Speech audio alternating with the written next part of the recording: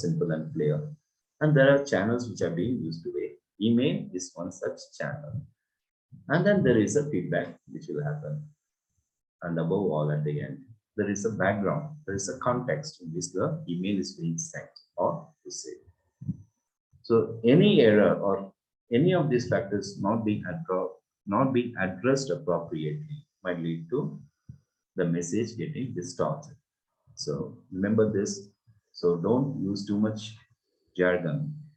Have some sympathy, or rather, you should say empathy for the recipient. And that is what we call consideration for the recipient. How much educated he is, how much aware of the subject he is, isn't it? So we should have some consideration for the recipient. Check for typos. Again, spelling errors looks, the email look bad. Never make assumptions. That's what we keep telling you is never assume that the other person knows it. So, and once we assume, the message might get distorted. Include essential information. All relevant essential information should be provided.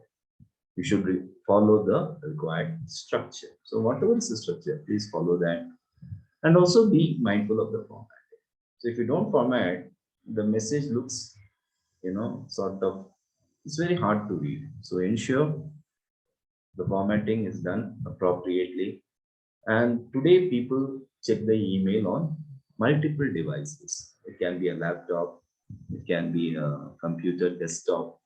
People are also reading on tablets and mobile phones. So look, and so if you want to have an understanding how it is looking, check it on different devices. And extend the context of the conversation wherever required, and also introduce relevant topics. Don't put irrelevant topics. Listen carefully.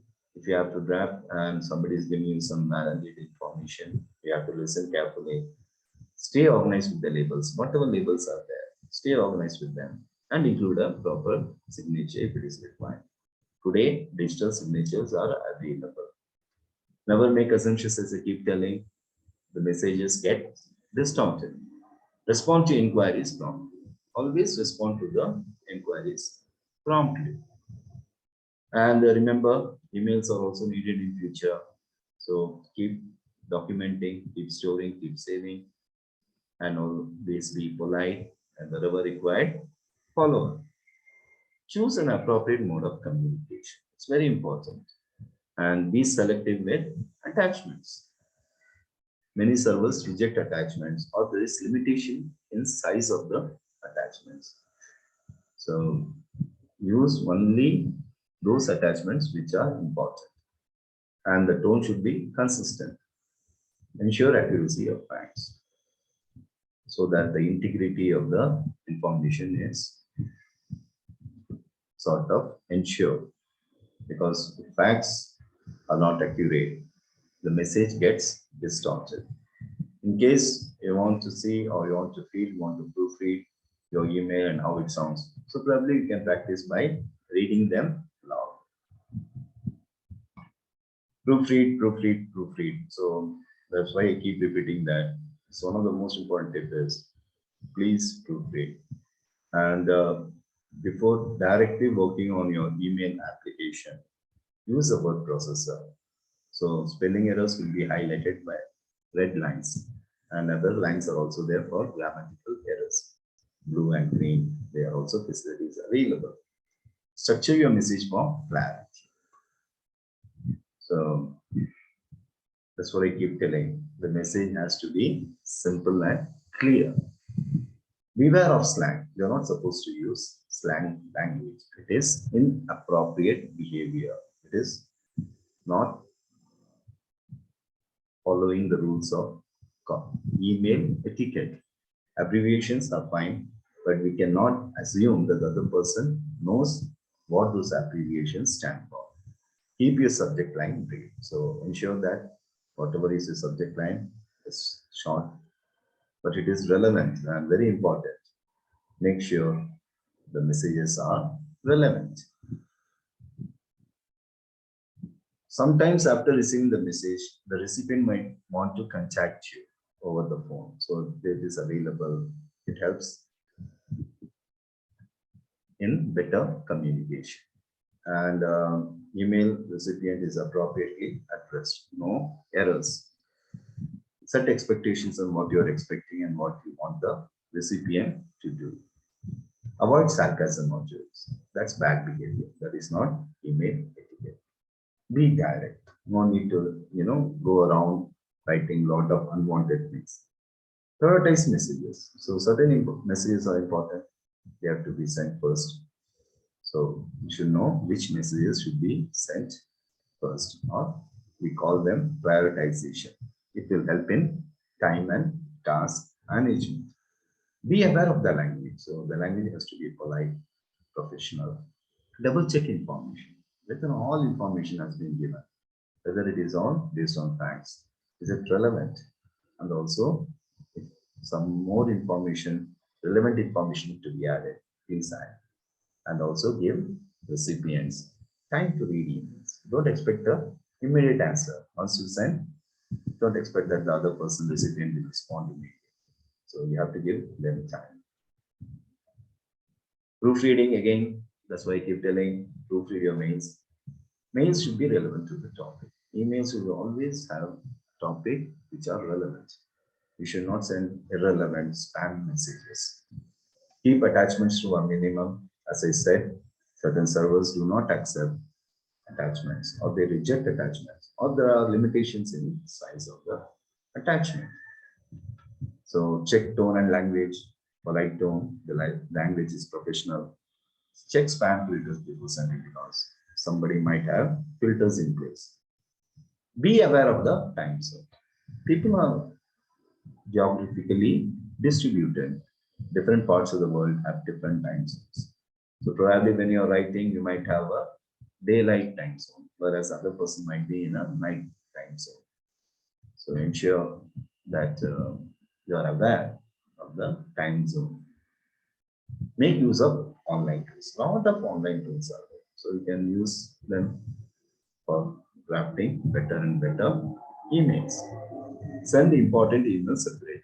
Don't put important messages in a clutter in a single mail. So if it is important, send a separate or so that the message is not lost or distorted. Be patient, include any necessary attachments. So it's also important that we attach important documents. And don't be in a haste to reply. Take some time, reflect. 5 W's and 1 H will help you draft effective emails. What are those 5 W's? What, when, where, why, whom. So what is the message? Where is my recipient? For whom it is? So I work on all this. Why I am sending this? When to send this?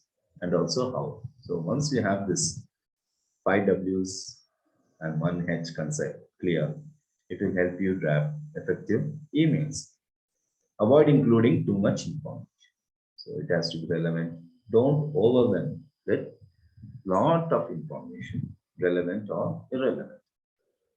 That's why I keep telling it is the magic words are keep it short and simple. Follow up if recipients don't respond. So you always can follow up. You can send a follow up message. Sometimes many information cannot be put. It will make the email lengthy, long. So what I do is, if I have certain web pages which contains those relevant information, I can provide a link with the message which I am sending. You have to be brief, but doesn't mean you should not be informative. It also should be informative. Be professional, be professional. That is what we keep on telling. Legalities. Today, there are legal laws, cyber laws, digital laws, and they are differing from countries to countries. So, and these are also accepted as legal proof. And so you have to be aware of the legalities. Stick to the point, always be courteous, always start with a greeting and end with a salutation. It can be You can start with best wishes or greetings, whatever the greetings of the day, and they're saying thanks, regards, best regards. It looks professional, and this will ensure their emails will appear professional. Privacy is very important, and the information shared is confidential. So, especially in the corporate world, you have to respect the recipient's privacy. And many of the times, certain messages will be exchanged, and issues will be there. But in the corporate professional world, you're not supposed to take it personally. Avoid lengthy mails, keep it short and simple. Keep emails as brief as possible. Understand corporate policy. So many companies have corporate policies, what you can do, what you cannot do. So we have to understand your mails should not be in conflict with the corporate policies. Cultural differences. So that's an important thing today. We are global companies, and companies, people are from different cultures, races, nationalities. So we have to be sensitive and respect them. This is called cross-cultural differences. So we have to be sensitive. Include a call to action. Sometimes we need a response in a specific way from the recipient. So to guide him, you can always include a call to action. And emails have to be drafted that action can be taken based on the information also. It cannot be a generic, what I should say, without any kind of direction. There should be a proper direction, and information should be provided based on which the recipient can take actions. Be responsive and available, and avoid using informal language. You are not supposed to use informal language in the function. Everything has to be formal. And make sure emails are timely sent, responded. Be respectful to everyone. There's no need to be rude. Don't be afraid to request assistance. Sometimes we may not be aware what to do. So it's always better to ask. And be aware of emotions. People are emotional.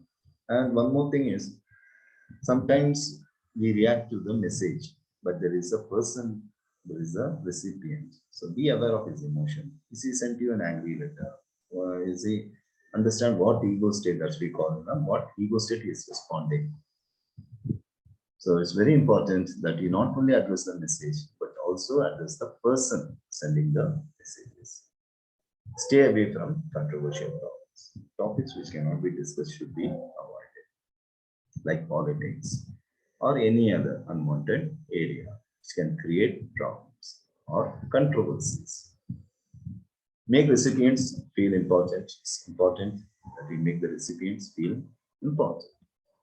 So what I do, I address them appropriately, courteously. Include all necessary information. That's why I said the message you're sending, it should not be, the recipient should have all necessary inputs for taking action.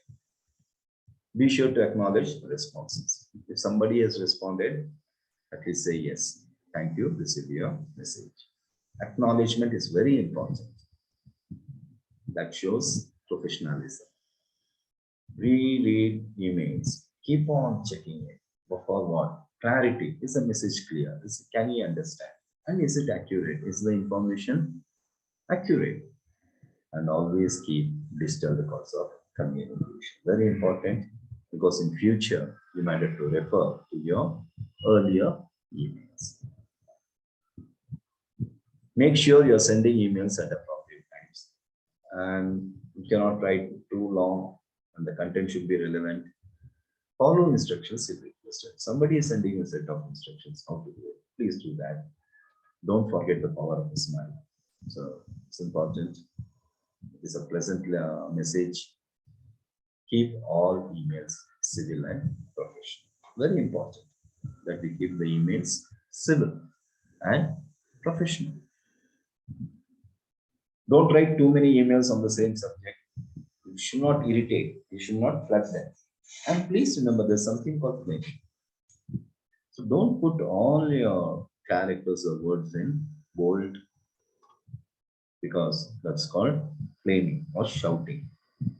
So you should avoid sending spams, and you should also remember too much of what I should say is using abbreviations might lead to distortion of the messages.